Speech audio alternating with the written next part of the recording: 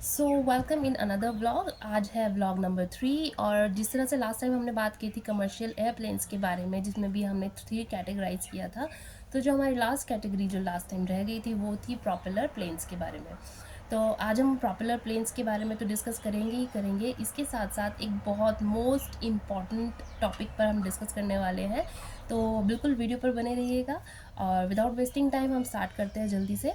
नमस्कार, मेरा नाम आरती है और आज हम बात करेंगे सबसे पहले प्रॉपेलर प्लेन्स के बारे में, एंड देन फिर एक रिमाइंडर लेंगे तीनों कैटेगरीज की जो जो हमने प्लेन्स के बारे में डिस्कस किया है। तो स्टार्ट करते हैं।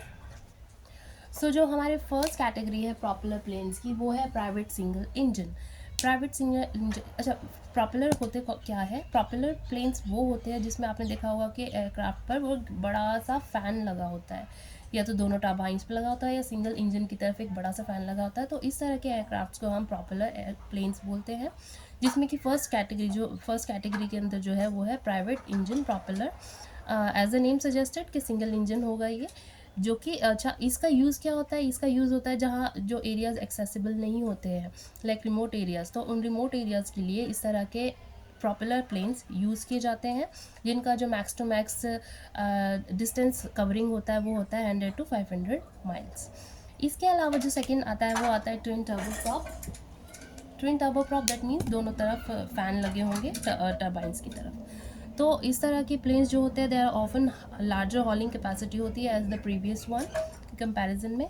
इसके अलावा they can also dive and climb straight up without stocking out. ये इनकी एक बहुत बड़ी खासियत होती है। इसका एडवांटेज ये होता है कि they have ability to land in grassy fields में ये लैंड कर सकते हैं, and other makeshift runways easily कर सकते हैं। इसके अलावा मोस्ट ट्विन टर्बोज जो होते हैं दे can also be flown with the single pilots के थ्रू ये उड़ाए जाते हैं। तो इसी तरह से नंबर 3 पर बात कर लेते हैं। नंबर 3 जो है वो एरोबैटिक्स है। एरोबैटिक मीन्स एयर स्टंट्स के लिए जो यूज़ किए जाते होंगे।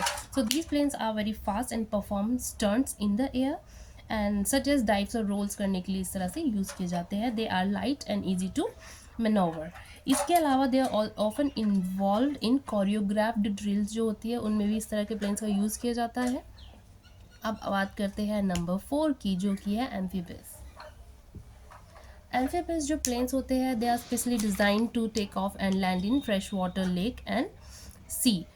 जो पानी के ऊपर चलते हैं प्लेन्स, उनको हम यूजुअली एम्फीबियस एयरक्राफ्ट्स बोलते हैं, जो कि लैंड और वाटर दोनों पर यूज़ किए जाते हैं। Some places can be also be fitted in, इसके अंदर एक मील लगी होती है, are used to land on terrain areas, that means जो snow covered areas होते हैं उन areas में भी easily इस तरह के planes का use कर सकते हैं। इसके अलावा remote tourism के लिए तो ये use किया ही जाता है, क्योंकि इसके अलावा जो होता है retractable wheels होते हैं which allows them to land on ordinary land stripes में भी यूज़ किया जाता है। It required heavier and greater maintenance. क्यों? क्योंकि ये लैंड पे भी यूज़ हो रहा है और पानी में भी यूज़ हो रहा है, तो ऑब्वियसली मेंटेनेंस तो कॉस्ट हाई होगी ही। सो ये इसका एक ड्रॉबैक बोल सकते हैं। It is only use for dedicated चीज़ के लिए यूज़ करते हैं, इधर ऑन लैंड और वाटर। सो हमारा जो लास्ट वन है दैट इज़ मिलिट्री टर्बोप्रॉप।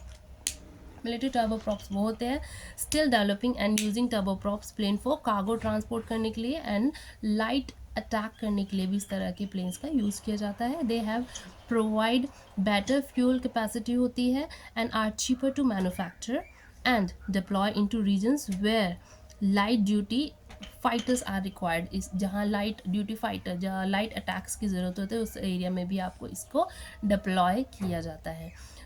ये हो गया हमारे प्रॉपेलर प्लेन्स के बारे में। अब जल्दी से एक रिमाइंडर ले लेते हैं कि हमारी 3 कैटेगरीज कौन थी और किस किस प्लेन्स के बारे में हमने डिस्कस किया है। हमने डिस्कस किया था एविएशन के बारे में। एविएशन में भी हमने 3 कैटेगराइज किया था कि commercial aviation, general aviation and military aviation. Commercial aviation और जनरल और मिलिट्री को मिला के हमने एक कमर्शियल प्लेन्स के बारे में डिस्कस करा था, जिसमें कि हमने कवर किया था जंबो पैसेंजर जेट को, मीडियम साइज पैसेंजर, इसके अलावा था light passenger jet, passenger turboprops, cargo planes को कवर किया था। फिर इसके बाद जो चार्टर्ड वगैरह थे तो उसको कवर किया था विद जिसमें था कि very light jet, light business jet, इसके अलावा मिड साइज बिजनेस जेट, फिर था heavy business jet and then military jets.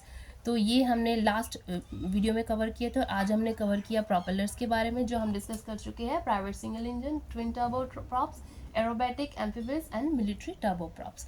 सो यहाँ हमारा कवर हो गया है एयरप्लेन्स के बारे में। आई थिंक ऑलमोस्ट आपको आइडिया हो गया होगा कि कौन किस किस तरह के प्लेन्स होते हैं, किसका क्या नाम है, कौन किस कैटेगरी में आता है।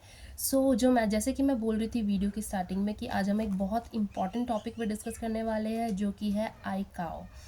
आई थिंक बहुत लोगों ने सुना भी होगा, और जिन्होंने नहीं सुना तो डोंट वरी, मैं बताती हूँ आईकाओ। अच्छा, इतने सारे एयरप्लेन्स हैं, इतने सारे एयरपोर्ट्स हैं, तो कोई तो ऐसी ऑर्गेनाइजेशन होगी जिसने कि set of protocol, set of rules बनाए होंगे, और उन रूल और स्टैंडर्ड्स को सब एयरपोर्ट्स फॉलो करते हैं। तो वही ऑर्गेनाइजेशन के बारे में आज हम डिस्कस करेंगे, जिसका नाम है आईकाओ। आईकाओ आईकाओ है international civil aviation organisation. This is the most important thing. So जी हाँ, आईकाओ के बारे में आज हम डिस्कस करेंगे। ये बहुत ही इंपॉर्टेंट टॉपिक है, बहुत ही ध्यान से सुनिएगा। मैक्सिमम लोगों की इसके बारे में नॉलेज नहीं होती है, बट मुझे ऐसा लगता है कि अगर आप एयरपोर्ट के बारे में अगर आपके माइंड में है, जॉब के लिए जाना चाहते हैं, या फिर कुछ इस माइंड में है, या इन्फॉर्मेशन वाइज ही, तो this is very important topic. तो स्टार्ट करते हैं। सो आईकाओ जो है, ICAO is a international civil aviation organisation है, which is specialised agency of the UN, united nation की एक स्पेशलाइज्ड एजेंसी है that coordinates the principal and techniques of international air navigations and fosters the planning and development of international air transport to ensure safe and orderly growth. इसके अलावा जो इसका head quarter है वो है मॉन्ट्रियल, क्यूबेक, कनाडा में। इसके जो अभी जो काउंसिल प्रेसिडेंट है उनका नाम है सैल्वेटर सियाचिटानो। इसके अलावा जो इनके सेक्रेटरी जनरल है उनका नाम है जुआन कार्लोस सैल्जर गोमेज। एंड इसके जो तीन जो है वो मेन ऑर्गन्स है, उसके बारे में भी हम डिस्कस करेंगे। जो first organ is triennial assembly. इसके अलावा आता है ICAO council and then ICAO secretariat. तो ये तीन इसके मेन ऑर्गन्स माने जाते हैं। सो अब हम बात करते हैं आईकाओ काउंसिल के बारे में कि आईकाओ काउंसिल होती क्या है। So it adopts standard and recommended practices concerning air navigation and its infrastructure. इसके अलावा flight inspection of unlawful interference and facilitation of border crossing procedure for international civil aviation. इसका जो इस आईकाओ को और किस तरह से हम डिफाइन कर सकते हैं, it's a protocol for air accident navigation that followed by transport safety authorities in countries. इसके अलावा इसके अंदर एक और टॉपिक कवर होता है, वो है ANC, air navigation council. So what is air navigation council, उसके बारे में, it is a technical body है जो विद इन आईकाओ की एक टेक्निकल बॉडी है, ANC, एयर नेविगेशन कमीशन। इसके अंदर क्या होता है, इट इज़ कंपोज ऑफ 19 कमिश्नरीज। इसके अंदर है 19 कमिश्नरीज जो कि nominated by ICAO, ICAO nominate करती है, एंड कॉन्ट्रैक्टिंग स्टेट्स जो कि अपॉइंट करता है कौन, आईकाओ काउंसिल।